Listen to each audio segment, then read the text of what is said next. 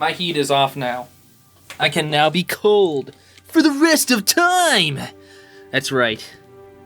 We're starting right now, by the way. That was a cold open because I turned my heat off. Get it? Funny? Laugh? Please? I hate being cold, dude. Yeah, do you want to talk about that? Winter's here. Actually, it's winter time. We'll talk about it. I've actually been excited since winter is here. There's been a few snowy days, and as you know, I'm a snow lover. I absolutely love the snow. And since the little rookie is here, actually, since last time we talked about weather, I know you, Race Car, and you, Emmy, were on team like summer and warm seasons. I don't know if the little rookie would be on my side though, on team winter. I think we're literally. I think he is actually. Are you on team winter? Can we please have it 50-50, please? Actually, I think the most little rookie response would just be to not have an opinion. I think... he's gonna say it depends. He's gonna say it depends. Well, I mean, I think it depends. Yeah, there it is. All right, moving on. There we go. If you had to pick a preference, though. If I had to pick a preference, summer or winter? Okay. Okay, summer or winter. Summer or winter, though. Between summer and winter, it's probably winter. I knew it. Why? I knew it. That's a very specific reason for this. I go. All right, let's hear it. Winter, it's colder, and when it's cold, I sleep a lot better. And I tend to sleep a lot more in winter. That's right. I forgot, like, 20% of your personality revolves completely around sleep. What are you talking about? It's 80%. One of my things that I don't like when I have this debate about seasons with people is that and the Little Rookie didn't really do this too badly, but they'll base it around, like, holidays or, like, what they do inside, right? To me, that's, like, totally against the point of what's your favorite season, because your favorite season should be indicative of what you like to experience outside. Like, hey, what activities are now open for you outside? How can you enjoy the outdoors in that condition, right? That's how I view the seasons, right? And I don't know.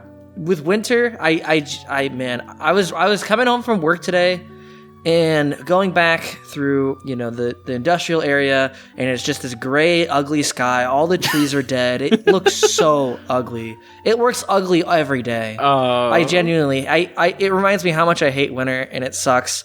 It's only nice when it snows. You're right. I think snow is sometimes pretty, but it doesn't snow enough to warrant it. And if it does snow a lot, then it's dangerous to drive. People get in accidents. It's kind of scary to travel. People get really sick all the time because everyone's indoors. I don't know. There's just a lot of things I don't like about winter. No, I totally recognize the flaws. And, like, yeah, associated with the holidays is, like, yeah, that makes sense. It does get some bonus points from that as well. But you can also say the same for summer at the same time, having, like, for example, the roller coaster and stuff. But I guess it is, like, outside and whatnot. Sure. But there are, like, some things that are, like, more winter-themed events that are inside. Yeah, at least I have very many fond memories of having winter-based campouts and Boy Scouts that were themed around, like, things that you could only do in the winter. And, also, nothing beats staying inside of a warm log cabin, like a cozy, warm cabin, after you've been coming in from, like, being outside all day. Oh, it's so nice. It's an amazing feeling. It's so cozy, bro. Just thinking about it makes me nostalgic. And all the cobwebs. Does it make you feel like you're wrapped up in a quilt blanket? That was funny. No one's gonna get that but us, but that was funny. What do you think about that, little rookie? Was that a funny joke? I think it was pretty funny. Oh, well, here we go again. You had to call Gordon. I see. All right, this time, hopefully, you should actually hear the sound effects, unlike last time. Yeah, this time we actually hooked up Gordon to the mic. We actually got him on speed dial. What? No, Gordon's we on never the podcast. did that. In fact, I would almost say there is a fifth member today. That's right. The Quincast. What is happening? Featuring Gordon Ramsay. Get Gordon Ramsay on here. It's raw. We're like the Pentcast. No, I'm gonna put a PNG of him, like, down in the bottom right, just for that. I can't believe this. Can you make him, like, light up whenever he, like, makes the sound? Yeah, I could do that. That's not too much work. What are you talking about? That's a lot of work. What? No, it depends on how many times. It depends on how much you spam it. You would have to dig into my my audio and then, like, find the portions where the water. Not necessarily goes that. off. Well, no, not that. I don't know what you're talking. You mean go into Gordon's audio? What are you talking about? Oh, that's right, Gordon's audio. Yeah. Right, They're Gordon, not what do you sharing a say? mic this time. Sharing a mic. No, there's definitely a fifth. Okay, Gordon. Oh gosh. All right. What do we want to talk about? GTA 6? race car? Yeah, sure. I mean, that's just kind of the first topic I put on there. It's very topical because obviously how popular it is right now. What's kind of substantial about Grand Theft Auto 6 is you can talk about the YouTube records, but like, even if whatever you think about the game, Grand Theft Auto 5 was the most successful game ever created. It was the most profitable game ever. And it was only the second most ever active players. hold on. It had most ever players second only to Minecraft, right? Yeah. So in terms of like media releases, this is probably the biggest media or gaming release that we'll see in a very, very long time. So obviously the massive popularity of this trailer is like substantial. There's been like so many like memes and hype and like lore and like trying to understand, hey, what's going on for 5, 6, 7 years of like an entire community of people for this game. So it's cool to see that, hey, something actually exists in reality. Although what I was going to get into is kind of like how this reveal and the whole game's development's kind of been plagued with, I guess, leaks. So yeah, there was one that wasn't... Just briefly. I don't know how long it was, but there was like... there was one that came out a while ago, and I believe there's like some controversy around it as well, right? Yeah. So the big one that kind of confirmed that the game exists, this is before Rockstar ever said anything, right? Is someone released literally, I think like an hour and a half of like super early alpha, like not even like super early development footage, right? But it confirmed a couple of things. It showed like the Vice City Metro, which confirmed it was in Miami because Vice City is based off Miami, and it showed like a lot of like the rural areas, like gas stations, what some of the characters and new NPCs kind of look like.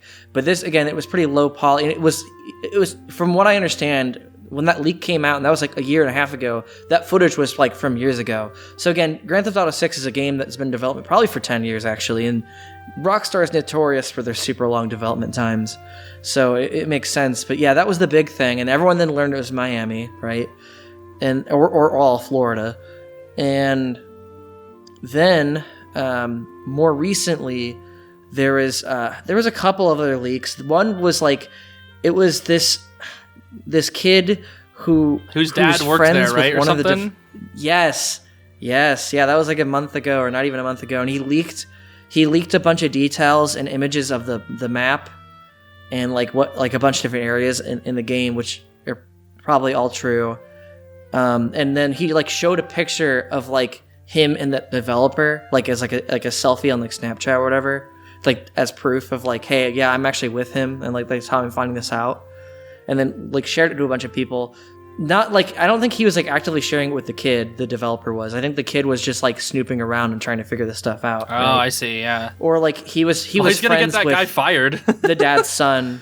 Right. No, yeah, exactly. And I think this guy is like a legacy developer. He's been with Rockstar for like 20 years. So that's all. Yeah, that was kind of a big deal, and it revealed a lot of information. And then here's the big drama behind the reveal is the fact that it was supposed to come out this morning at 9 a.m., Tuesday, December 5th, right? It ended up being released on Monday because someone got the full download somewhere and leaked the entire thing on Twitter. And people started mass downloading it and sending it everywhere. Wait, the Rockstar trailer within or like 30 minutes? The trailer. Okay, I was gonna say, is a trailer the game? What? Thank goodness, the trailer. It's just a trailer. Not the game.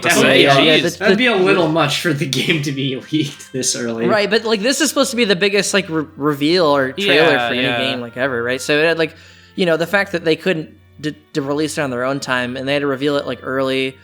It was kind of like I could imagine how much that kind of sucked on their end. Yeah, but that definitely would suck. It's very successful, and you can kind of talk to me kind of about, hey, what all the records it broke and stuff like that. Yeah, we are gonna get our Mr. Beast mention here. It actually, the trailer on YouTube, it freaking beat the most views within 24 hours, like for a single video, on YouTube. That isn't a music video, which is pretty cool because previously Mr. Beast held that record, and now the GTA 6 trailer has beaten that. So I found that to be very, very interesting. And we also get our Mr. Beast mention of the week there. So let's go, bro. 2 for 1.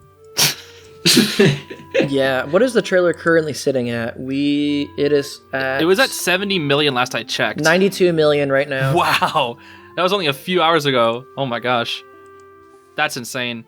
Yeah. It'll. I'm sure by the time this freaking podcast release, it'll 100% be over 100.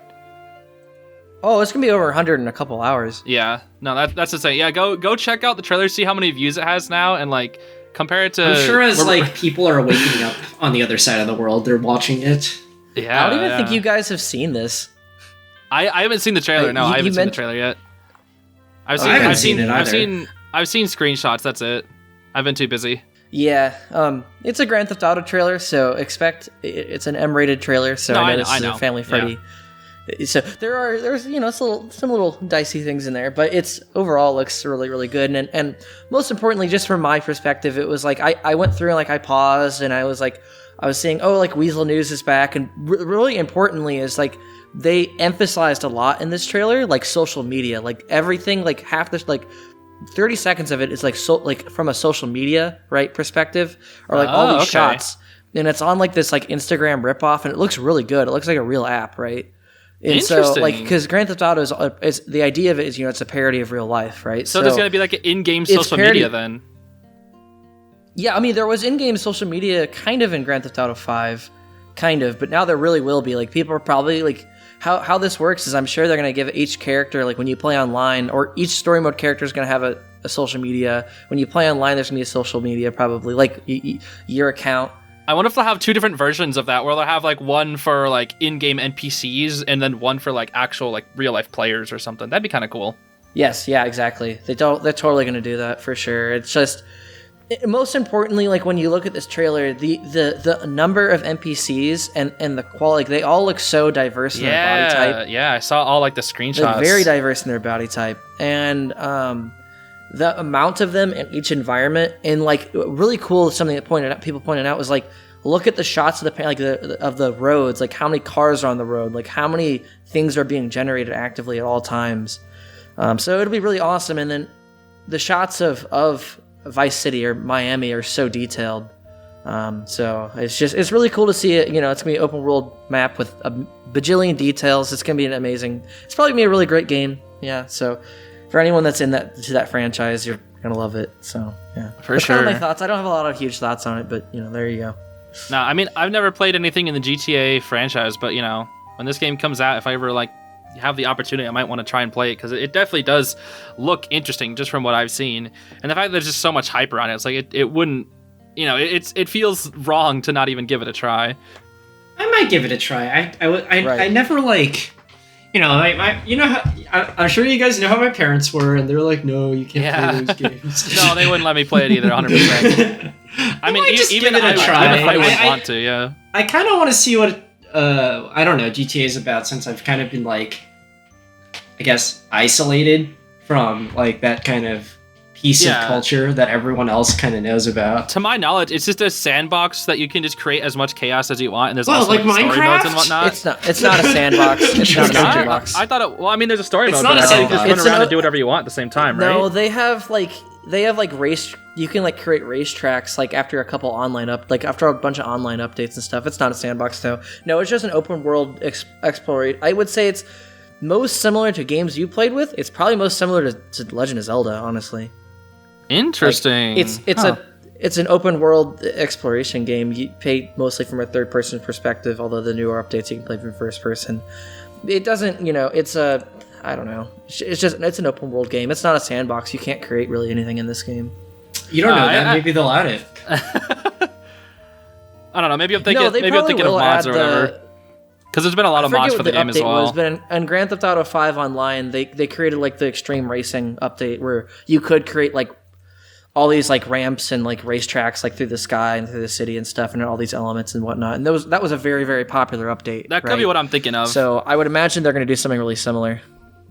Okay. But speaking of which, you're talking about like parents being strict and buying that. It reminds me of the time. Okay, so I have two stories related to my parents buying me M-rated games.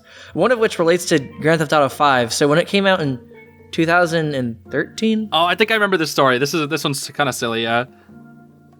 Go on. I might have told you the Call of Duty story. This one was like slightly different. You told me the GTA one. Oh, okay, yeah. Well, yeah. So my mom bought me GTA 5 at GameStop, and similarly to when my mom bought me COD at GameStop, they like gave her a warning as to like, hey, you know, there's like really graphic things in this game, that kind of stuff, like yada yada yada. And my mom just like, it was like, yeah, like go along. And then like she bought it for me because she thought it was a racing game. What? Kind of is. Part of it that's is. right. Yeah.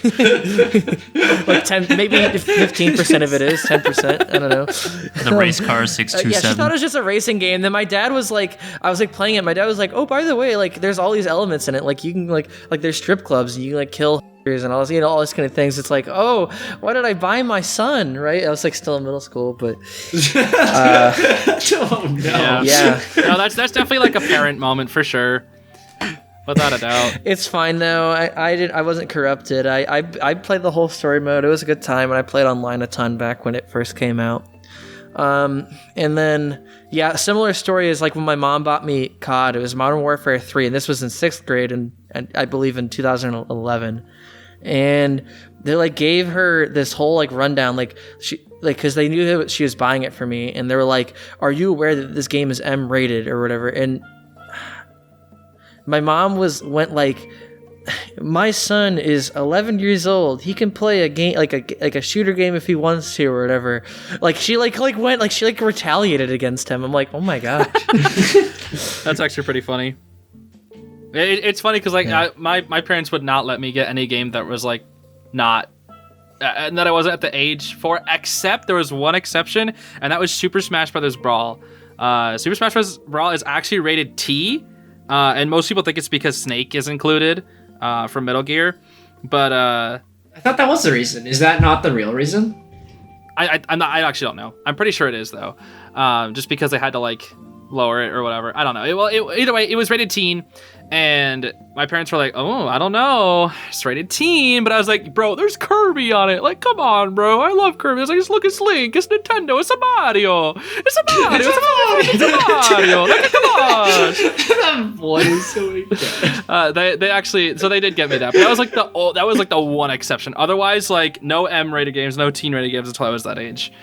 Which I was honestly kind of fine with because like most Nintendo games were like E for everyone, so it didn't really matter. What would you say is like the most like not safe for work or edgy Smash character? I would say like just off the top of my head, Bayonetta, right? Probably Bayonetta. Yeah, I think, interestingly though, isn't the game Bayonetta in E10 Plus? I think they didn't have E10 Plus back then, so it was either E or teen. I think that's probably why. No, I'm pretty sure Bayonetta is M-rated. No, I meant like for Smash. Bayonetta in Smash the game. Oh, Bayonetta got into Smash, but like I'm pretty sure Smash 4 was E10 Plus. No, yeah, Smash 4 and Smash Ultimate are both E10 Plus. So I don't know what made those changes. I think I'm not E10 Plus sure. wasn't a thing when Brawl was released. Maybe I don't know. I'm not sure either. I think E10 Plus is the newest category. Maybe. I don't know. It could be. I really don't know. But yeah, that was kind of interesting, I thought, to bring up. But to transition, yeah, I guess we can talk about some shows and whatnot. I'll just throw out some quick news that for shows that are coming out. Fiona and Cake, I believe today, actually got renewed for a season 2. That's pretty cool for Adventure Time fans. I still have not seen like hardly any of Adventure Time, and I still haven't seen Fiona and Cake season 1. And it was a bit surprising to hear that they got renewed because they said like season 1 was supposed to kind of just wrap up the story. So hearing about a season 2 is a little interesting. I mean, again, I never saw season 1, but I was honestly really surprised to hear this being greenlit.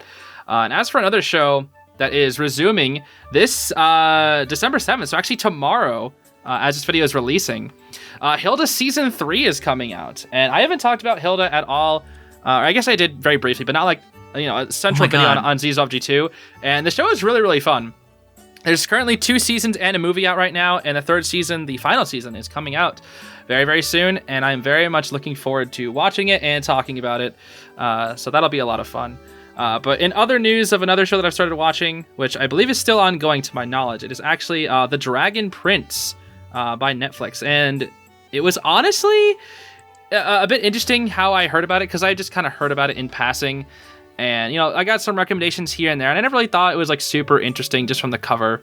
And then I just decided to randomly watch it one day. I was waiting for a video to export, and it was actually really good. I got kind of Holy caught crap, up it's on 6 seasons?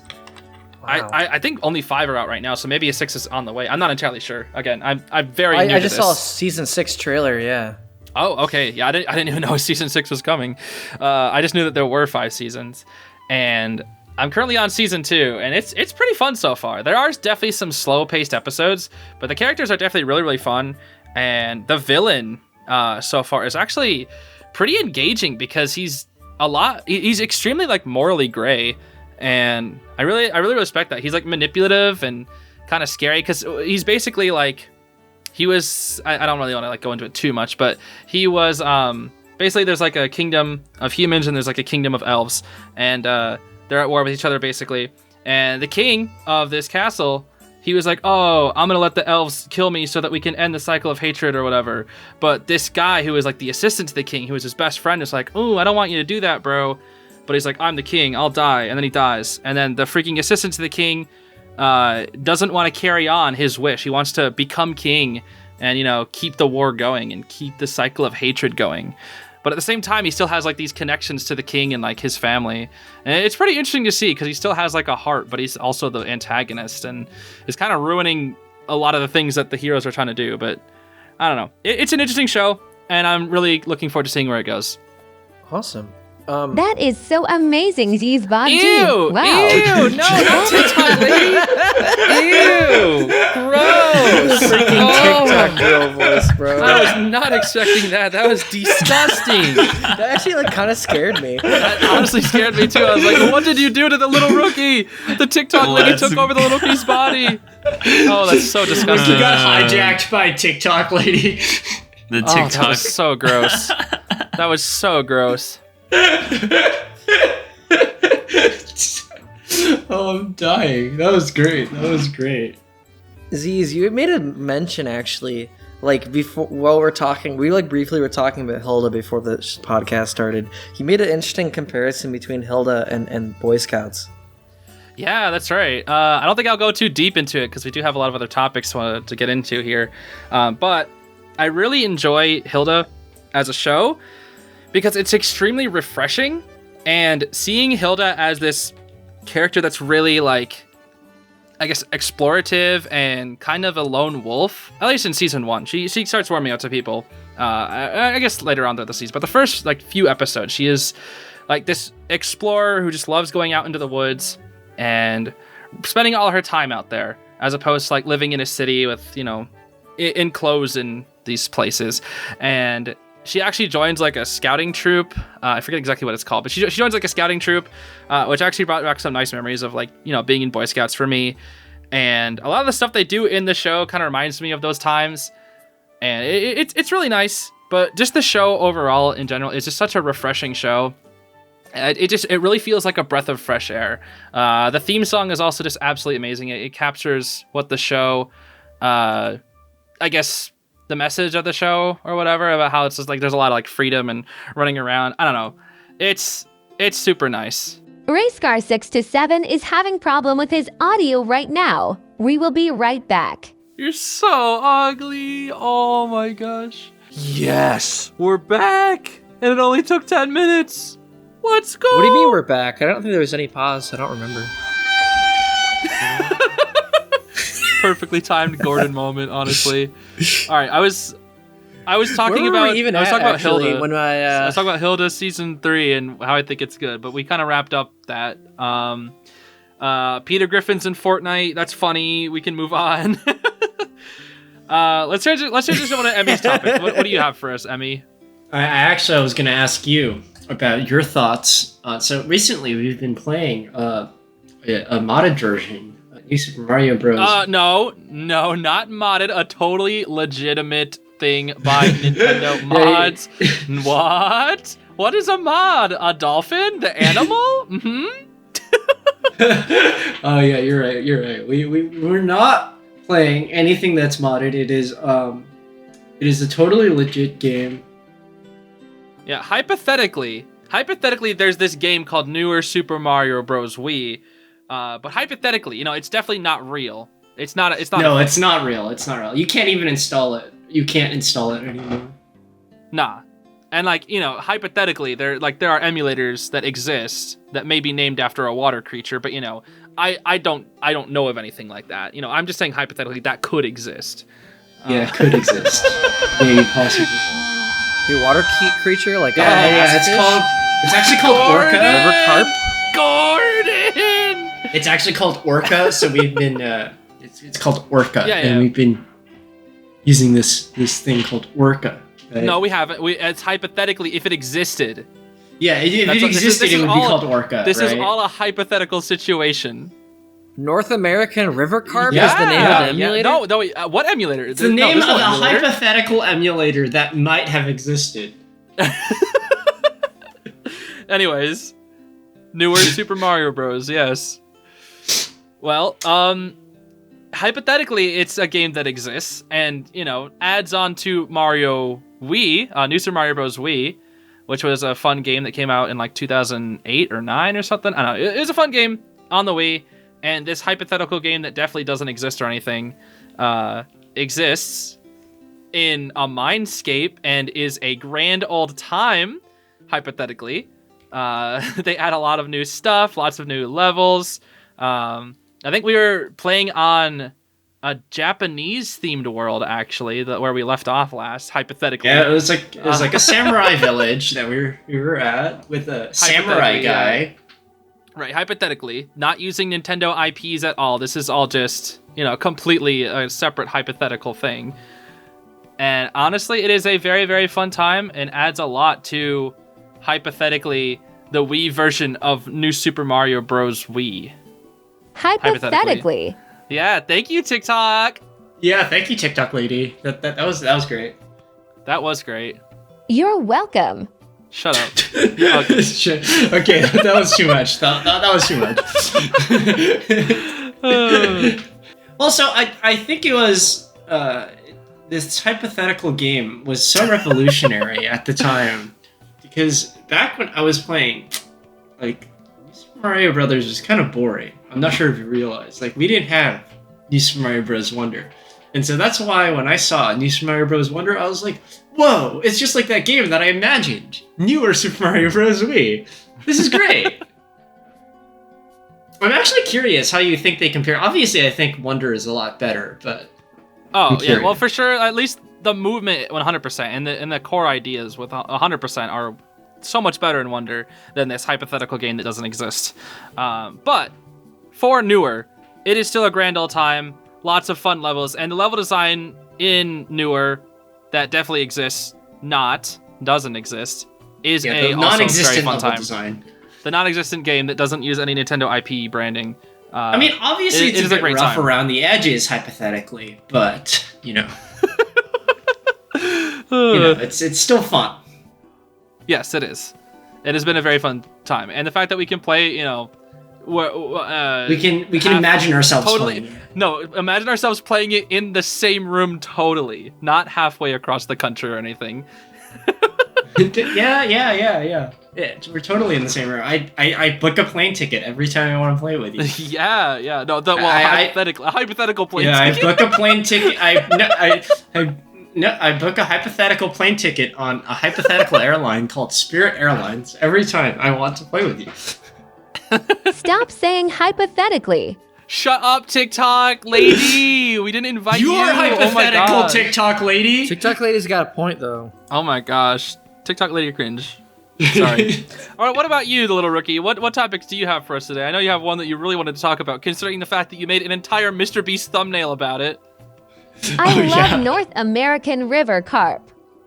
Shut up, TikTok lady. Yo, stop talking over freaking the little rookie. He's trying to, he's listen. He's such a jabbermouth, whatever the freaking word is. He wants to freaking yap, bro. Let him yap. Let him talk his talk. Shut up, TikTok lady. You're so ugly. Well, I don't really have much to say, so we can go on to Race Car 67. What do you mean? You had an entire you made an entire Mr. Beast thumbnail. Go on, talk about it. Okay, so I recently had the chance to play Subnautica, which is one of the few games that was released in 2018 that it seems like Steam people generally seem to like a lot. It's a 10 out of 10, overwhelmingly positive reviews, which is usually a good sign from both like critics and as well as players. So I metaphorically, I dove in, right? Subnautica. Give us a quick summary. What's it actually about? Because I know of the game, but that's exactly what I'm gonna do. All right. Now. Let's go. If you just gotta give me, let me cook. Let me cook. Yeah, go. Okay. So Subnautica is basically this game, and it's one of these like really interesting experiences where it throws you in the deep end, very literally. Subnautica is a game about water. It's about a game. It's like a game about getting stranded on an alien planet with yourself and basically your own resources. You have to find a way to get off the planet. Is it like survival? Yeah, it's kind of like survival. Without going into too much detail, you are a part of a ship known as the Aurora, which is like this massive like spaceship that spans like multiple acres. You could say it's like the size of a football field is about the rate that I would say it. So you're on aboard this ship called the Aurora, and as the Aurora comes down, it comes down and crash lands, and you eject out in your safe pod. And when you wake up or when you come to and you put out the fire in your safe pod and stuff, you realize that you're alone on an alien planet that is mostly covered in water. So you have to basically scavenge in the ocean, and you have to find ways and parts and recipes in order to find your way off the planet. And without going into too many spoilers, the reason why I wanted to talk about Subnautica is because I think Subnautica is one of the few gaming experiences that is both incredibly distinct in the experience that it delivers, as well as the just like the sheer horror of the ocean.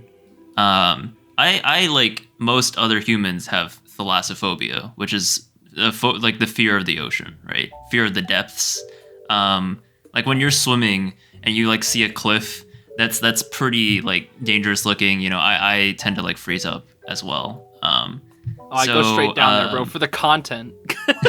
Subnautica's scary. I will say they do a great job in terms of game design and making you feel like you're inviting space. The player touches down in a place that is like a reef, so very close to the water surface. There's a lot of sunlight that illuminates everything, and some of the enemies who spawn there aren't really the worst threats in the game. But if you dig a little deeper, and by that I mean you dive a little deeper, things start to get more ambient and way more scary. I think it is definitely an experience that you should go into blind. It is one of those experiences that they have nailed the sound design on ocean noises and survival aspects and, making you feel truly alone on an alien planet. And also making you feel the fear of like that human basal fear of like threat, which is that you are a scrawny human at the bottom of the food chain, and all around you are these massive like creatures that could destroy you at a moment's notice. So yeah, definitely agree with the Steam reviews here. It's a wonderful game. I played for 19 hours straight without taking a break. 19? Wow. Yeah, and that must be really wow. Me. What? Quantum beginner, are you okay? Did you eat? Did you sleep? That was 19 hours, and maybe why I have sleep deprivation issues. That was 19 hours straight, but mostly because I think that's the more impressive story here. That's the most. I think it's mostly because I kept forgetting to breathe, because like it is incredibly like in real life I kept forgetting to breathe, so I would just be sitting there at the like maybe a depth of 100. At a depth of like 100 meters, and I would just be like actually hyperventilating. Did you actually play with the lights off though? Because I feel like that would add so much to the experience. I played with the lights off, and it's really it's like Subnautica does what a lot of like horror games don't do. For instance, the critically acclaimed Five Nights at Freddy's does rely very. Is that the bite of Sip? Okay, anyway, the thing about that game is that it relies very heavily on. You mean 87? It relies very heavily on like jump scares, cheap right? jump scares. So Cheap jump scares. Yeah. So a lot of it is just like you're sitting there, and then all of a sudden, very loud noise, and then startling thing, trying to get you at the screen. And to an extent, most games, like most horror games, do that. But Subnautica does it in a way but, where a lot of them. Yeah, Subnautica does it in a way that is like incredibly atmospheric and environmental. You're swimming in this massive ocean, and you don't get to see sunlight in some areas, and you also have to fight predators that you've never seen before sometimes. So it's this fear of the unknown. And it's the fear that in many cases, the implements and advancements that you make, like for instance, if you make a submarine, some of these things are just completely canceled out by enemies in the environment. Without going into too many spoilers, it's like you actually kind of get me interested. I kind of want to play it now. You will get pulled out of your comfort zone, and I will also say I do now have a healthy fear of the ocean, so I'm probably never gonna go touch a coast. Do you feel like ever again?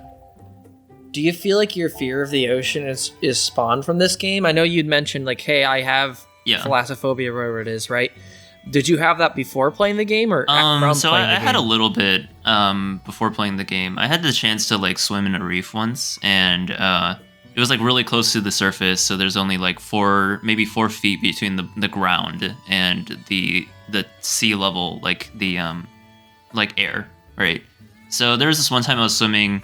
I was like following this like turtle, like this tortuga that was like swimming around. I was like, oh, this is nice, And the tortuga goes over like this water cliff, the cliff of the reef, and I go over as well. And I only see like not even a mile. It's probably like 1/8 of a mile down, and I see like this massive like eel like swimming in the distance because this cliff is a hard drop off, and you see like a manta ray, and I'm just like, nope, I'm backing off. Cool.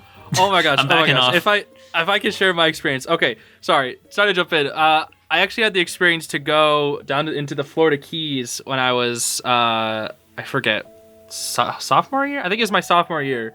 In that summer, it was a Boy Scouting trip, and I got to go snorkeling at that time in the Florida Keys. And it's so beautiful snorkeling down there. It was in the ocean because it's so clear. The water is so clear.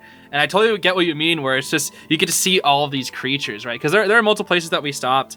One cool place that we stopped was like, a bunch of like ships had capsized there in the past. So there was like, you could like, swim around all these old ships. You're not supposed to go inside because, it's just dangerous. But you can like, swim next to it. I got to like sit on the mast of an old ship. It was really cool. But getting to explore around, it was so much fun. But like looking under the cracks and the crevices and the darker areas kind of creeped me out. I remember I grabbed on this rock, and I was going like 20, 25 feet down. So I was pretty far down. But at the time, I had trained my lungs to go down that far. But I would like look under rocks, and I got jump scared like 3 different times by lobsters just chilling under rocks. I would like grab the rock, pull myself down, look under the rock, and then boom, there's just lobsters under there. I'm like, ah! Because they're just chilling right there, and it's like they basically could just, bonk me if they really wanted to.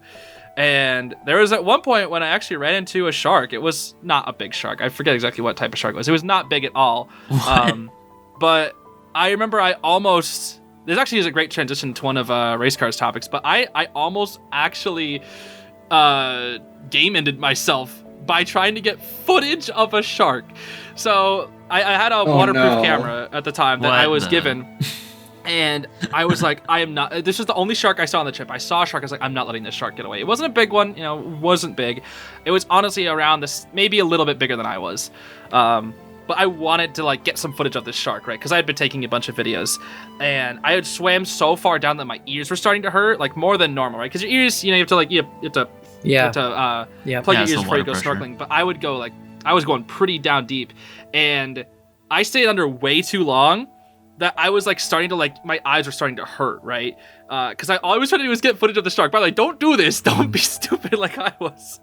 And it eventually swam way too far, and it was getting to the point where we were even It was like kind of like darkish as well. It was like kind of all green, kind of at the bottom where less sun was getting down. What the and I wasn't able to get good footage of the shark, but I just remember that I was like, it felt like my throat was hot because of how long I was staying down there. I don't know how long I was under there. I don't want to exaggerate or anything, but it was much longer than I normally was down there, and it started to hurt. But I did make it back up, but like I needed to get back on the boat and like take a 30-minute break because I was under there for way too long. But it was sad. This footage of the shark wasn't even good. It was so blurry. It wasn't even in focus the whole time. Oh, no. It was like I almost freaking gamed myself for blurry footage of a shark. But you know that feeling of just like exploring the ocean is so fun and so scary at the same time. I like one of my dreams has been to go to actually like to the ocean. Like I know I live like in a place that has access to ocean now, but the ocean's all really cold where I live, so yeah. Maybe one day.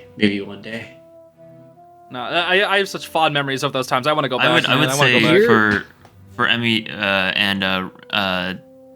for Emmy and Zeez here, like I do think that if you wanted to get close to that experience, Subnautica is incredibly close. And it's like you're never going to be like touching water in the game for sure in real life, but like it is incredibly close. The experience, it's made it replicating the experience, right? These are all like basal like human fears. Like this is it's like a deep fear that is ingrained in our like genetics to be afraid of deep water. So yeah, it is incredibly close. I highly recommend playing the game. It's great. My only thing, so what Zeez was kind of bringing up in his story is kind of relates to I don't really have a fear of the ocean, to be honest. I don't really either. I just think it's cool. Not that much. It is pretty cool, but like what happened to you, it kind of relates to sort of a slight fear. So like my uncle at one point, he used to scuba dive, right? And if you, depending on how you scuba dive, like you have to rise extremely slowly. I don't know if you know this because of the carbon monoxide change. And he rose too fast and had to be like hospitalized, like in like only a very minor, like the rate you have to like rise, and it's so particular because like CO2 bubbles will start forming like in your arteries and like in your veins, and like they'll like, expand inside your body. Like, you rise too fast. The pressure change and the pressure of the ocean is actually what I think is kind of intimidating. Kind of related to how your ears were feeling, how your throat was feeling. I know what you mean. I've gone to the bottom of the deepest I've ever gone. The local pool in our hometown had a diving board and had an 18-foot deep pool, and we would try to get to the very bottom of that, and that was intense down there. Let me just say, oh my god. So 18 feet is very painful. So I could only imagine. I know that feeling. Well, you can definitely adjust to certain feats for sure. Like the 20 to 25 where I was at, I was doing it like consistently, but that was after a good amount of training. So you know, it wasn't really so bad. You were going 20 under, like free diving 20 feet under? Yeah, it was snorkeling, not scuba. That's pretty far. Just snorkeling. But yeah, it was like 20, 25. But you know, if you plug your ears hard enough before you go under, you know, that's the protection that you have to have when you go down that deep. If you don't, your ears are gonna freaking hurt. When you plug your ears, it definitely does help. Like that is absolutely necessary. But no, the lowest I went was maybe like 35. That's insane. I can't believe you've made it down that far. That's really far without like. Okay, that was with like training, proper training, of course. Not just like doing it like at a school pool or whatever. Zeez, diving. No, if I tried to do that now, I'd suffer at the 18 feet or whatever. No, I would need like a couple days to train first. It doesn't take that long to train. It only takes like a couple days, but you know, it's important for sure. How do you train, or what is training? It's basically just doing it over and over and over again until you realize like you're comfortable with it, right? We had like a little pool where we were at the facility before we went out, and for like 2 to 3 days we would just try and like keep going down as deep as we could go. It was pretty dark, which kind of sucked. It would have been nice to like kind of see in that area, but where we were was like pretty dark and kind of cold. But it was just like you just kept going. You just kept blowing your nose, going down, trying to stay down there as long as possible, then coming back up. And just going down deeper and deeper each time. And if your ears start to hurt, you take a break, just sit around, and then you just go back, do it again. And we were supposed to look at some stuff that were down there, but it was too dark. How obviously. Deep was that pool that you were training in? It wasn't the pool. It was part of the ocean, but it was like in the facility or whatever. I don't know how to explain it that well, but it was like a walled off. Okay. The biggest pool is like, the ocean. It was like it was like not partially, I don't know how to describe it. It was like partially man-made, like they may have dug out some of it, I don't know, but they had like a walled off from the regular ocean. I know what you mean. So I forget how deep it was, maybe 20 feet, I don't know. But it was so much easier when it was like when we were actually out on the ocean, because the sun would just shine. You could see the bottom of where you were at like all the time. You know, we didn't really go anywhere that was more than like 40 feet down. At least when we were scubaing or snorkeling. I've never been scubaing. Scuba diving seems scary. I won't lie. Scuba diving kind of seems scary, especially with like you said, with the pressure and whatnot. But snorkeling isn't really that bad as long as you have some proper training first. Yeah, overall good time. Yeah. Interesting. It kind of, you were saying earlier, it kind of relates to one of the topics I have listed here, and it says kind of moments that either ourselves or others that you were with almost died, so near-death experience or game ended, right? Right. Do you guys have any interesting near-death experience stories outside of almost getting killed by a shark or getting killed trying to take a footage of a shark? I mean, I guess they can think of like a couple. Two I don't really feel like mentioning, but there was one other one. It was when I was climbing a tree. This is also like a time in Boy Scouts. I was literally just climbing a tree, and I was doing something you weren't supposed to do in Boy Scouts, and that was you're always supposed to have a buddy. Like they're the thing called a buddy system in Boy Scouts. We're always supposed to be at least with one person, and I wasn't doing that. I had separated off from the group. I did that a lot actually. I'm not supposed to, but I was kind of like chilling out in the woods. You're the lone wolf, this is bro. lone wolf. This is not advisable. Edgy teen lone wolf. Luna Zeez. Pavis Salcris. Luna Pavis Zeez, bro. Yeah, Luna Pavis. Zeez is Luna Pavis Salcris. No, I was just literally, it was just on this tree, and it was kind of an old tree, and the branch snapped, and I wasn't that far off the ground, maybe 10 feet, but I was right above a huge, like really thick thorn bush, and I fell directly in it. Oh, wow. And when I hit the ground, I was just like, it hurt, dude. Because I just had like a bunch of these thorns just poked into me, and I had to get up extremely slowly, because I was lucky that I didn't like break any bones, and I fell on my back, like directly on my back. So that was nice. I didn't fall like, fall like my face onto it. I just fell. Those thorn bushes probably helped your fall. They cushioned the fall, yes, but they scraped up my my freaking body, and I had to just lay there for like a good 5 minutes because I was in such pain, and getting out of it was the worst part, because it was big, right? It was like surrounding, so I couldn't just get out of a little bush, right? I had to like go through it all, and that sucked so much, because I was like, had to get up off the ground, feeling all these pricks, and like you're pretty much moving from one needle to another. And again, it's not really a near-death experience, but it was like one of the experiences where I was just like, this is so painful and awful. And it was funny is like I just told people it happened. What was so weird is like it like really scratched up my body, but it didn't really feel like horrible, because as long as I didn't really like touch it, it didn't hurt. Like if you touched me, it hurt, right? It burned. But if I didn't like. Oh no, I totally understand that feeling. I understand this feeling. Sat still. I wasn't like, it didn't hurt that badly. Like it hurt a little bit to move. It's more just sore. But if somebody like touched me, it would freaking hurt, dude. It would hurt. It does get really stiff after a while though, because you don't want to move, and so you get all stiff. It like I was able to chill without the rest of the camp out.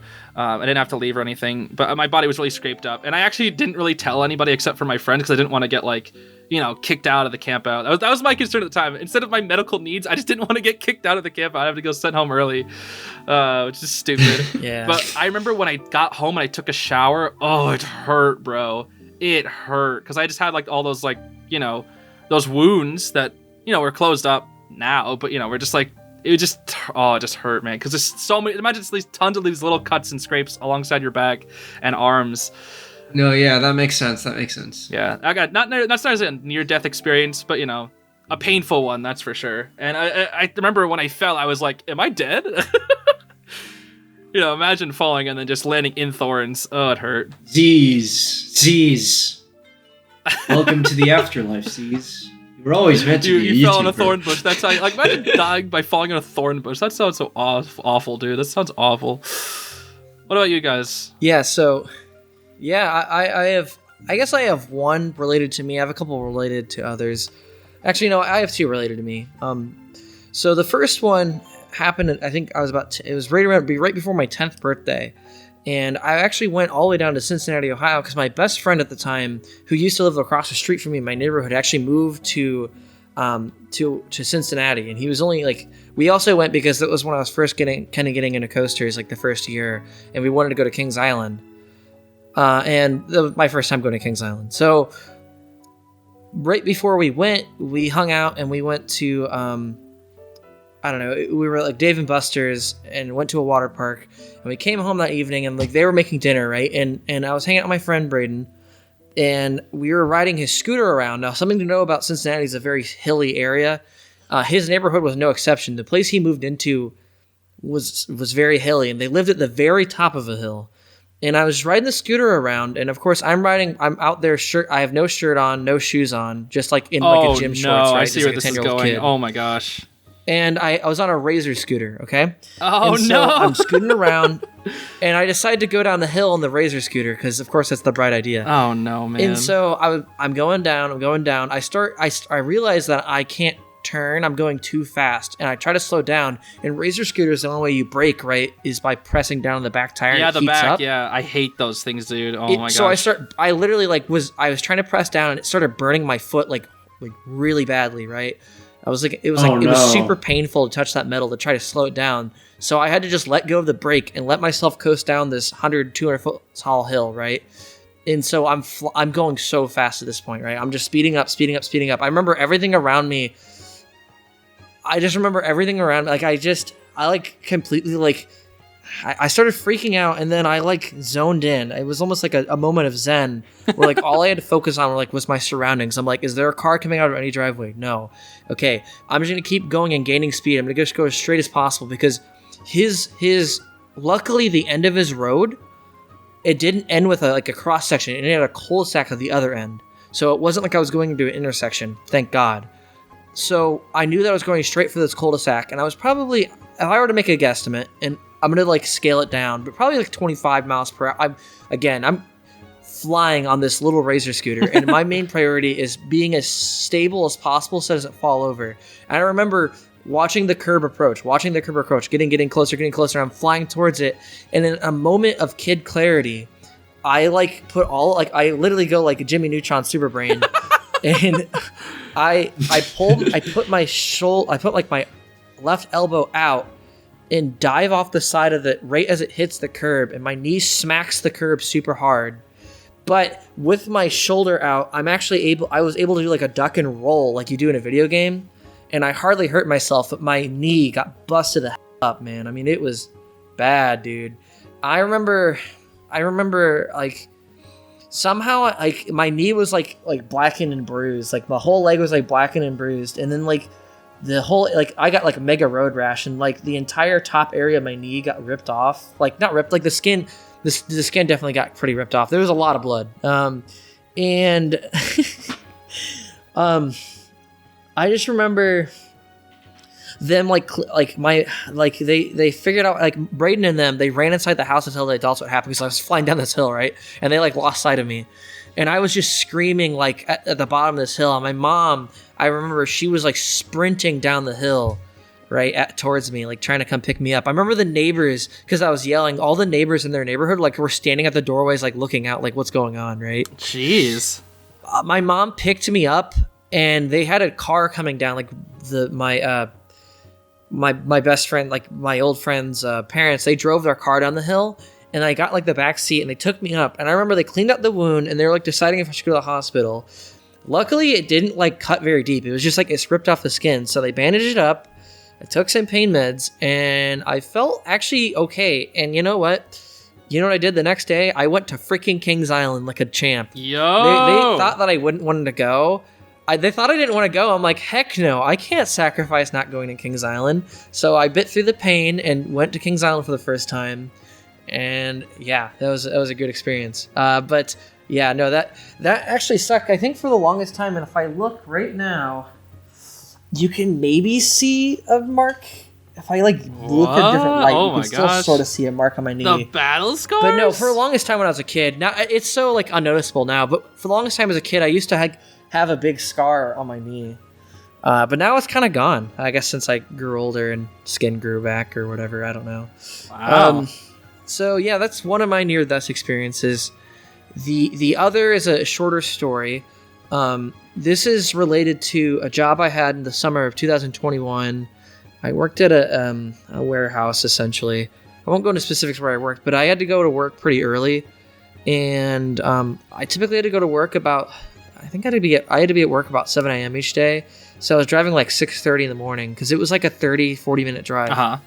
And I suck with getting up before the sun's up. I'm always so tired. I remember every day, dude, I just like was so tired on that drive. I would hallucinate probably every other drive, like have pretty strong hallucinations. What? Like, 'cause I'm like dreaming as I'm sleeping. And I'm going like 70 miles per hour down a highway, right, getting to work. So not good. One of those times, it's no longer like a highway where there's a divider. It's 2 lanes. And I full on fall asleep behind the wheel going about 60 miles per hour downhill. And I dream, I dream that I'm driving on the same road and a semi comes and is about to slam straight into me, like head on.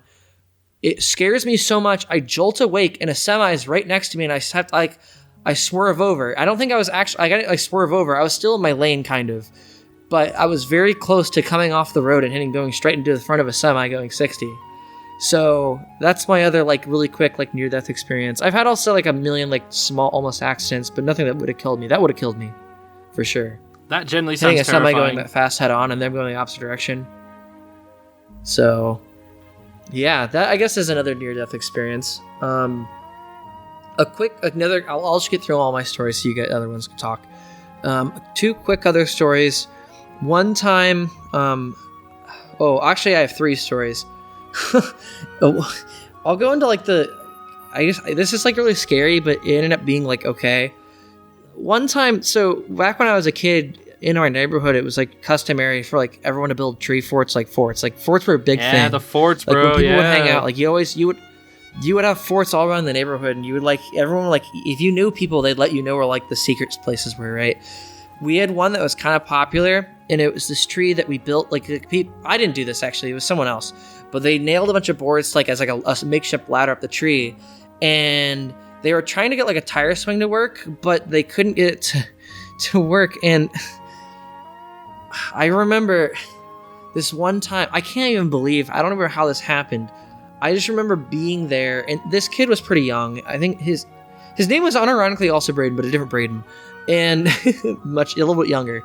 And he was climbing up this tree with this rope, like trying to fasten something or like just like to try to get something on there, like to swing on it. And I just remember he somehow, I can't tell you how this happened, but he fell like partially out of the tree, like climbing up of it.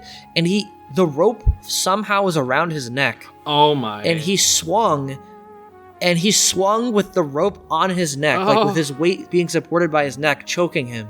Like he straight up almost endgamed himself. Like he wasn't like, this wasn't like a suit. Like it was just hanging out. Like he wasn't like trying to endgame himself or anything. It was like this freakiest thing ever. And like we all like quickly froze and like we like ran over and like grabbed underneath his legs and he like pulled it out under him. And I remember he just like stood there like shocked and like he had like a mark on his neck, but he was overall fine. Like I don't even think he even sprained his neck, but that was like a holy crap. Like literally that could have gone so wrong if it like pulled the wrong way. I would have panicked so hard, bro. I can't even imagine. Oh my God. And 2 quick other stories. Sorry about that. One was a really interesting story where we were leaving a baseball. I feel like you've almost died a lot of times. No. This isn't me. This is someone else. That last one wasn't even him. What the heck? I have 2. I know. I mean, the last one wasn't him. This was me. I assume the next 2 were my dad. About him. We were leaving a baseball game. We're leaving early. And I was just being a bratty kid, and I was like going really slow.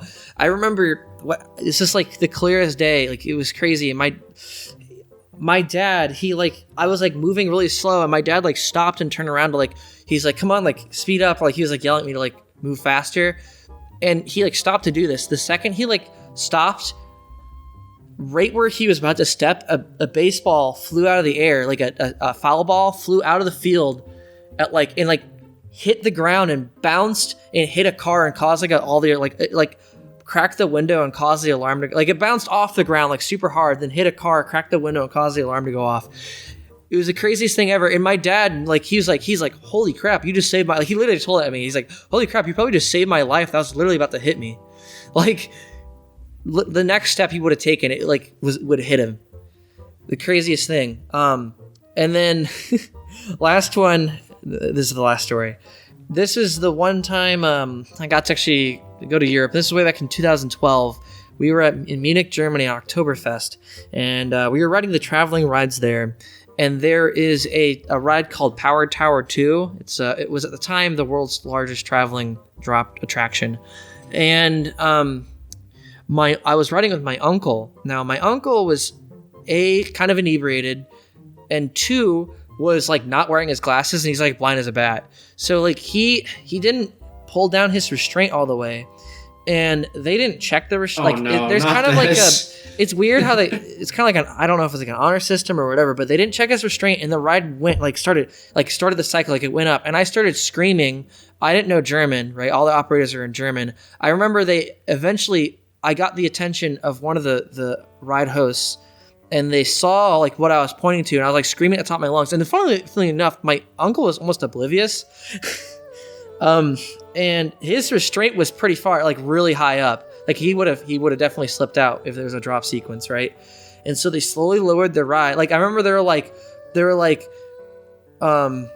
speaking in like the ride host like stopped the ride, and then the person who the ride operator on these attractions in Europe, they actually speak to you on the ride. It's a whole show experience, right? So I remember like they stopped like all their show scene or whatever they were doing, and I remember they're going like English, American, and then they lowered the ride and then like fastened his restraint. But other than that, that was really interesting. Oh my gosh! Yeah, you saved 2 people's lives. Let's go.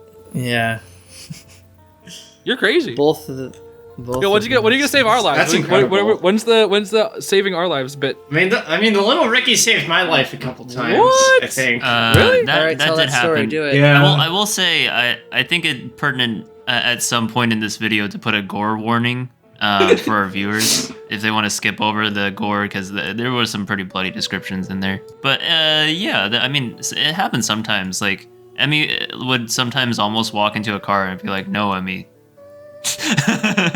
That's it. Yeah, that's honestly an Emmy moment. I'd be like, "No." That is kind of Yeah, that's exactly. He stopped me like several times. I think he's just saved my life. You know. Yeah. Now I'm worried about you being on your own. What the heck? Yeah, you live in a major city. On my own. You live in a major city. This is crazy. Oh How do you survive? Now I'm scared. I'm scared now. What the heck? Who was it? Oh my god, guys, I'll be fine. Look both ways, God. Emmy. Look both ways. I'm so silly. Who came up with chemotherapy again? Wasn't it? What? What is this? Hold on. Because didn't that woman? She died, and her boyfriend. They died by walking just obliviously in front of a car. I have no idea what you're talking about. Paul Elric. I thought Paul Elric. Was that his name? This guy's using I thought it was a Google. woman. This guy's literally he just pulled up Google. He doesn't know. Well, let me see. We don't know. Is there a early life? You keep going. Keep going. Oh, you're right. I don't think this is important. Honestly, that's not important. I can honestly, little rookie, have you almost died before? Yeah, we've shared all our stories. What about you? Stop looking up Paul. We don't care about Paul out here. Hi, I'm Paul, said the monkey. Anyway, keep going. What? One of the Elric brothers. The Elric You don't know brothers? about Hi, I'm Paul the monkey? You don't know about the monkey Paul? Oh my gosh. No. No, I don't really have any off the top of my head. I do have like, I don't have any distinct ones. I did have a similar thing to Ray's car where I was driving once. Wait, quick. Shut up. Look at this monkey. You know what this monkey is. That's Hi, I'm Paul. That's the monkey. Hi, I'm Paul. You know him, right? You know I actually Paul. don't know this monkey. What? Actually, no, you're excused, actually. But the other two should. Why? I don't Is know. it a school thing? No. What? Wait, what? Why am I excused then? Paul was like... I don't know know. this monkey, Zeez. Bob G. Oh my gosh, he's literally airs after like a Jimmy Neutron episode or something. What? Oh, okay, I know yeah, exactly then I what of you're course talking probably about. wouldn't know. Yes, hi, I'm Paul. That's what he said. Thank you. All right, at least one person knows. Thank goodness. Anyway, continue the So lower what? Shut up, TikTok lady. Oh my gosh. I've almost died a couple times, so I can mention the 2 times I've almost died. And they're all like probably very lame ways of dying, if I'm gonna be honest. The first one is during the 4th of July. I was over at my uncle's place. Were you playing gunshot or firework? Was that a gunshot or was it a firework? That's a joke my family always tells at 4th of July. Was that a gunshot or a firework? Oh. Very funny.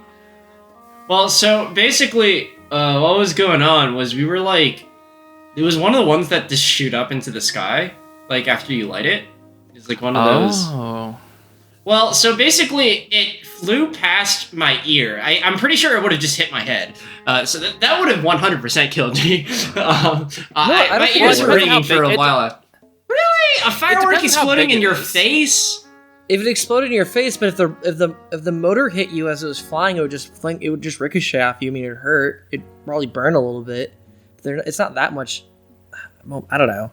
It depends on the I size. mean, it would explode in me, wouldn't it? People get hit all the dang time with fireworks, man. Typically they don't die, but I don't know. It's a pretty huge. I don't know. Anyways, it exploded. It like flew past my head. If it hit my head, I don't know what would have happened. 3rd degree burn moment. Did not hit my head.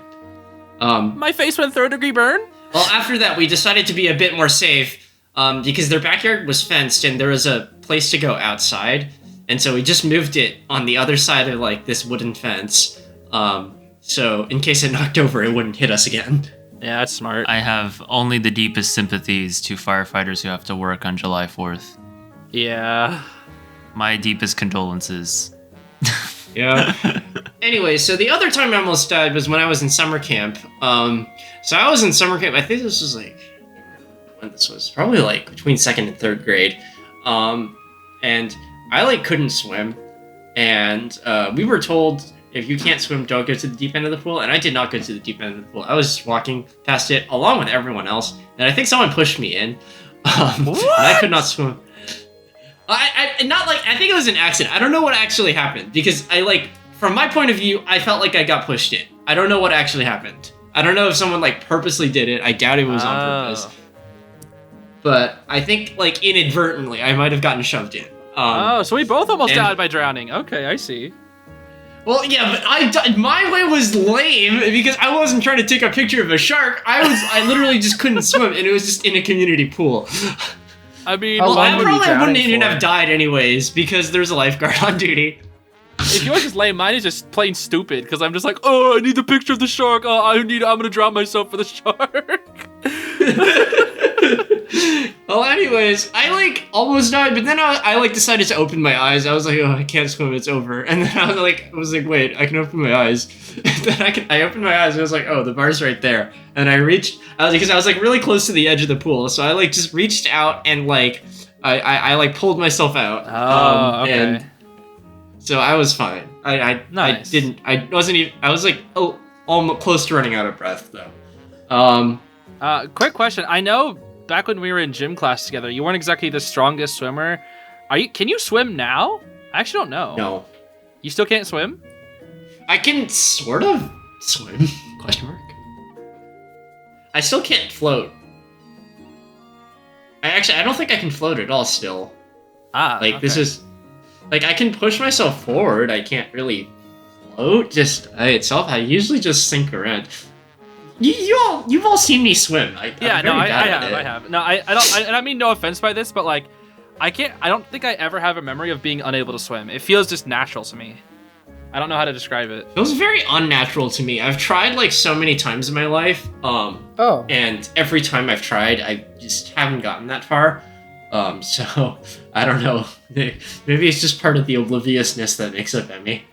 Perhaps. I remember learning how to swim as a wee lad, but I don't know. As a wee lad.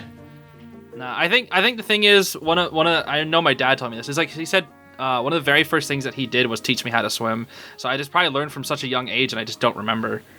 I see. Which is fine, because I remember both my parents, or not both my parents, my freaking grandparents, they had lakefront property, and I was up there a lot in the summer, so that could have been one of the big reasons why I was like always. It's probably just because I was around water a lot as a child, so I always had like plenty of opportunities to learn. I remember going to the pool a lot. I just every time I went, I just couldn't figure it out. I spent like so much time trying to figure it out, and I just couldn't.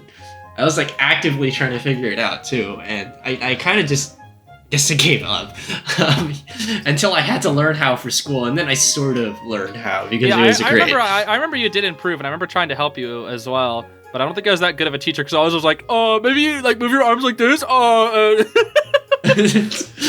breath. I think it was helpful. It was helpful. It's kind of like almost like how children kind of absorb information, sort of like really like rudimentary information like language or like motion. Yeah. Like when you grew up near a lake, I grew up like if you've been to my parents' house, the community pool is like on our block. So I remember that. I've been there several times. So I would just I'd go there every summer all the time constantly. So I still like even though I never swim anymore, I'm still a pretty good swimmer overall.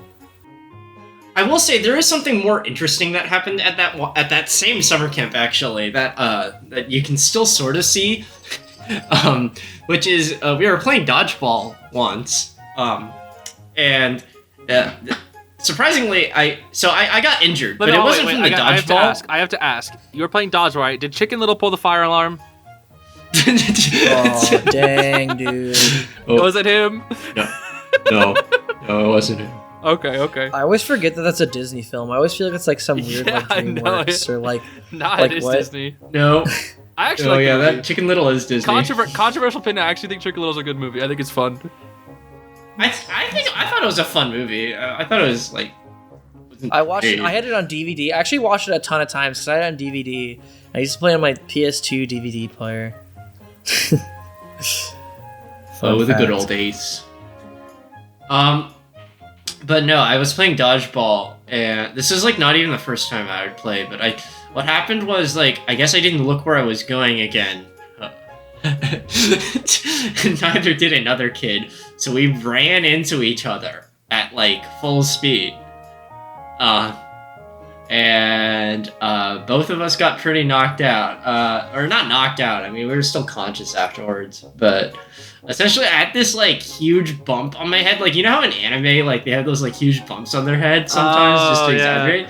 It was like that, but like for real. Like, I actually had a huge bump on my forehead.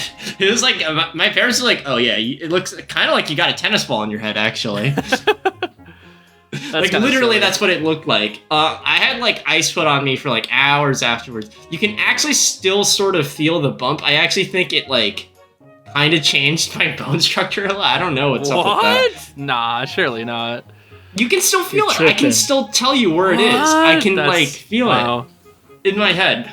That's how bad it was. And that's so crazy. Actually, even like months later, there was still swelling in my forehead, and I went back to school, and I was like starting I was starting in gym class. And I was like, oh yeah, there's a bump on my head, sort of. It's still. Like, I played dodgeball. It wasn't from the dodgeball. I just me bump with... I'm a person with bump on their head. It was like a golf ball sized, I think, by the time I was going back to school. The swelling was slowly dying down. Hi, I'm the kid with the bump on their head. Hi. that reminds me of I have a small story as well. Not necessarily a story, but just this is gonna feel like a nails on a chalkboard thing.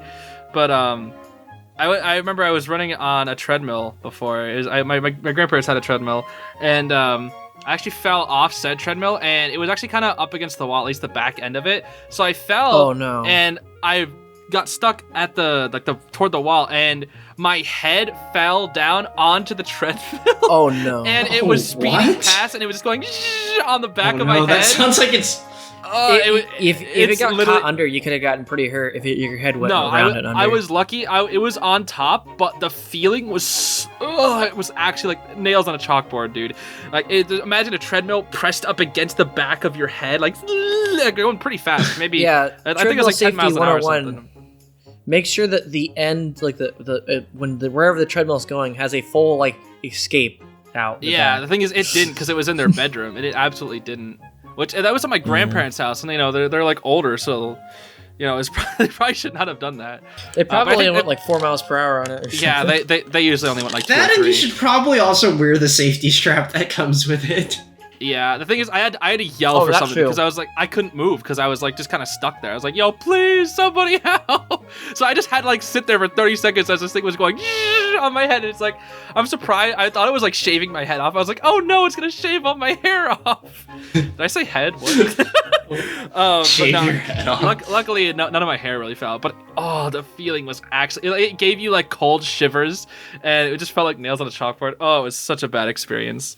My next topic kind of like delves into times that we almost died. It was just overall just like times that we've been to the hospital. I'm sure that just times that we've been to the hospital before. If you guys have any interesting stories of being in the grasps of medical care. I've actually grasps of medical care. I'm lucky enough to have never really been to the hospital, but I've had lots of things that have prevented me from going to the hospital. But there was one instance. This is more of like a checkup thing, but I know that this is like a thing that I have a problem with. I don't know if I mentioned on the podcast before, but I have a problem with blood, and I hate the sight of it. I can't stand the sight of blood. I mean, you're not really It makes me. You're not really unique in that regard. It makes me queasy. Hold on. I think it's worse than I need other to cut in people. real quick. You love Danganronpa. What do you think about the pink blood? All right, hold on. I'm getting there. I'm talking about specifically realistic blood that I see in real life, and it's coming from like an injury. It's like really specific. It has to like usually be like an injury that's kind of visible, right? And it has to be like liquid blood, not like kind of messy or like kind of like dry blood. I don't know. Like nosebleeds, that doesn't scare me at all. Like nothing like that. I don't even get nosebleeds. But like they pricked, how you like prick your finger sometimes at the doctor? They did that to me. And I actually passed out. I genuinely just passed out from that. And I got like cold sweats, and I actually felt sick for like 3 hours just because they pricked my finger and I saw my own blood. Like, oh, it was horrible. And I actually started hallucinating snow. I looked out the window at the doctor's office. I looked outside. I thought it was snowing. It was literally summertime. I was like, why is it snowing in the summer? It was such a weird experience. Yeah. And it's just, and it's every single time. Like I think about like the inside of the human body, or I see like blood dripping from somebody. Like sometimes somebody gets like an injury, and I see blood coming down their leg. It's usually, I don't know how to put it, but I think it's usually when it's concentrated in one area, right? If it's like a pool of blood, it's terrifying. But if it's like like a little blood stream, it's whatever. But if I see like a little pool of blood, that's like but hey, the prick of blood. Like the prick, it kind of has like a little bubble of it, like that like I don't know what that is, but it kind of messes me up like crazy. But what's so weird is like fictional blood, I feel nothing. I feel actually like nothing. Like if I see like a fictional character get like stabbed, I'm just like, heh. Not actually, but it doesn't give me that feeling, right? It doesn't give me that feeling at all. No, it's just like that character died. No, I just mean like if I see like fictional blood, like if I see like a slasher film, I'm like, oh okay, that's whatever. There's blood everywhere. Doesn't really matter. But it's so weird. It's like if I just see like a little bit of drop of blood, like I prick my finger. I mean, it's like real life. It doesn't really matter. What? I don't know. It's really weird. It's like extremely specific. I think it's just because maybe it's easier to dissociate yourself from like a fictional movie because you know it's fake. I'm pretty sure that's like what it is. Do you feel like you're more scared of your own blood than others? Yes, 100%. I think that's definitely a big reason as well. But yeah, it's weird because like I've seen myself bleed multiple times. Like if I get like a cut, my cat scratched me like a few months ago. I actually started bleeding a decent amount. But like I wasn't scared of that because it was just like a small little trickle. I think it's because it didn't like pool up. I think it's like the pool. Whenever I see like a pool of blood, that's what really it's just like out. Oozing out. I don't know. I really don't know. Maybe it's just like completely situational. I don't know. It's really specific. There was this and I don't know why. One time that I like. This is actually kind of funny actually now that I think back on it. My mom actually is like really freaked out by this. She says she's traumatized from it. But basically, like there's these coconuts that you can get at the store, like these young coconuts, right? And you can get like fresh coconut juice if you crack them open. So I was like trying to figure out how the hell I'm supposed to get this coconut open because I really wanted some coconut juice so I can watch Pokemon. Use your head. use the bump on your head. Use the bump on your head. Boom. No, so I was like, so the normal methods weren't working. So I was like, all right, I'm going to get a vegetable knife out for this. And I started heaving into the vegetable knife. And I unfortunately cut my thumb while I was doing this. And it actually went pretty far into my thumb. Oh. Yeah, sorry, I'm getting queasy. You can still see the scar on my...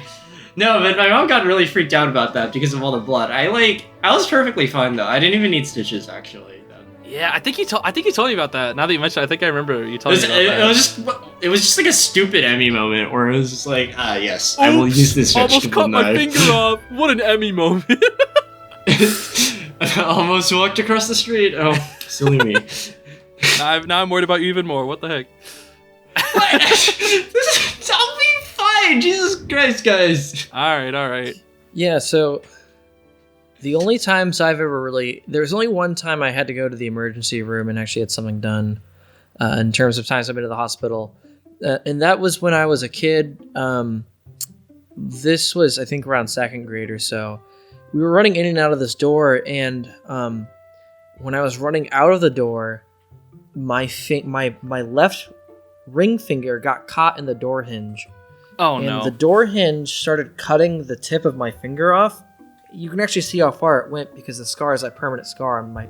Unlike the one that happened to Scooter, this is a scar you can totally still see. And basically, it started cutting into my finger, and it cut to definitely got to the bone and started going a little bit deep. It started to cut off the tip of my finger, essentially, right? And I rushed to the hospital. Well, I didn't rush, but it was... No, we did rush. We went to the hospital, went to the ER, and I remember having to get like a ton of numbing shots in my pinky, and then I had to get like a bunch of I had to get some stitches. I think like maybe 5 or 6 around the entire like left. I got like half of the side that was getting chopped off. Luckily, it didn't really cut much of the bone, so the bone was going to heal naturally, and it didn't break it surprisingly either. So that's good. But I did have a little finger cast on for a long time as it healed. The only other time I had anything major medically happen is this was an oral surgery, so I had to be put under for anesthetic. Although this wasn't like an emergency thing, it was like planned. So essentially, genetically, for some reason, my lower right canine tooth decided it wanted to grow in sideways in the front of my mouth. And what that was going to do is it was going to rip out all of like 4 or 5 teeth as it grew out. Like, as oh it my grew out gosh. sideways. It was going to like destroy my mouth basically. So I had to get oral surgery. And what they did is they removed one of my molar teeth, and I had to get braces for this. So they moved a slot, and then they had to cut a path in the back of my molars that allowed the rest of them to move out in place so my canine can come in. And then they had to make a giant hole in my mouth, like I could feel it, where they had to then set up like a rigging system with the braces, and it would wrapped on the tip of my canine, and it would pull it out over time if I added braces, right? That actually happened. This happened like freshman year of high school, I believe. Oh, okay. So yeah, that was interesting. So yeah, that was the only time I was put under like anesthetic, and I had a pretty good reaction to anesthesia. I remember it felt like a nice deep nap when I woke up, and I said funny things, and that was that. But no, the recovery is kind of painful, so yeah, whatever. But it was fine. I kind of remember going under anesthesia, like it didn't feel like a nap, like at least to me.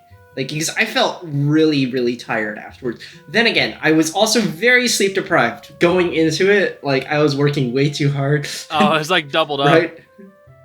Well, yeah, because anesthesia is not sleep, so you don't so it's kind of like you're just not thinking and you're kind of awake. It felt like sleep on my perspective. Well, it kind of it kind of just felt like getting knocked out. It didn't feel like sleep because I didn't feel like less tired afterwards. I just felt really tired afterwards, and I also slept kind of the entire day afterwards. after that, and while I was in the hospital, so that was interesting.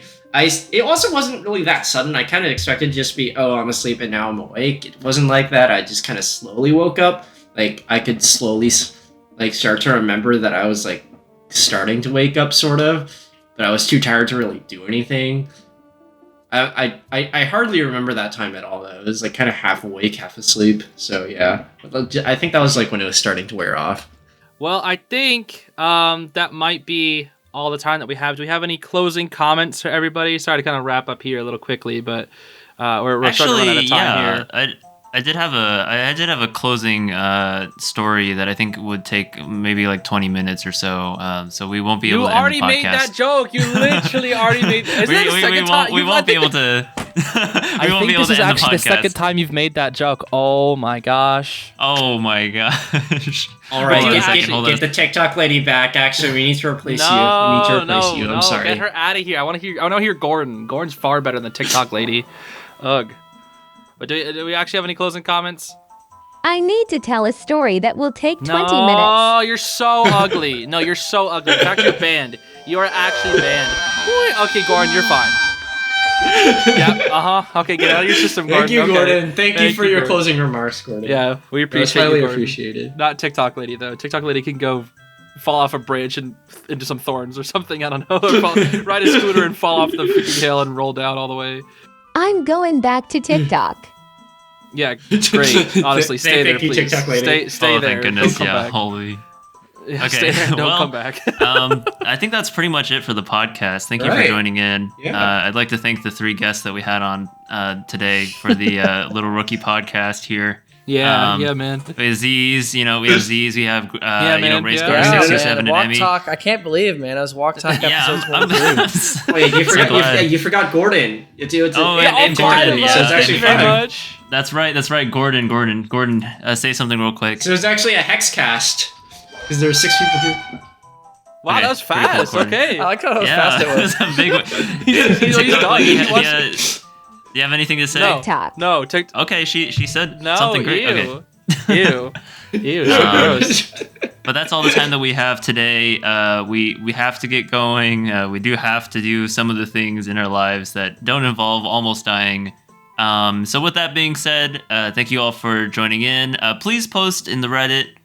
We'll read it at some point in the future, and please post comments. crap, under Yeah, we this forgot video. to read Reddit. There wasn't anything I in don't it. We love reading your comments, and we love reading the comments that you have on Reddit. And yeah, thank you for engaging, enjoying. If you enjoyed this podcast, share it with your friends. Make sure to subscribe, hit the bell icon, do all the YouTube stuff. That's pretty much it. I've been Little Rookie. These have been Racecar 627, Zeez Vav G, and Emmy. These have been Racecar 627. All 3 of us. That's That's great. Honestly, you did it for me. All right, bye. Great podcast, guys.